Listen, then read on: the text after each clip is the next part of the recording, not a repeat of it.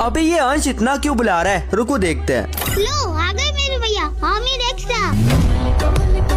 अबे ये आ गया तो ये क्या उखाड़ लेगा बे? बेटे उखाड़ने की बात मत कर। अबे वो बच्चे अपनी औकात में रह के बोल। औकात में मत जाओ दीदी। क्या हुआ अंश, क्यों लड़ रहे हो? अरे भैया देखो ना, ये बंदा 1v1 करने को कह रहा है। अरे भाई बच्चे से 1v1 करने के लिए कह रहे हो, अगर दम है तो मुझसे करो। जाने दे, बच्चे नहीं जीत पाएगा। मेरे भैया को हल्के में ले रहे हो क्या? मेरे भैया आप जैसे 4 लड़कियों को अकेले मार सकते हैं।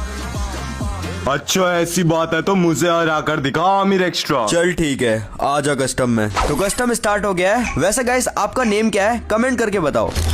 जमुना। ओह क्या मारा, अरे ये ले, आजा बेटे चलो। तो यहाँ पे मेरा बुया हो चुका है। अब आप लोग नीचे 6000 डायमंड पे क्लिक करके 6000 डायमंड ले लो।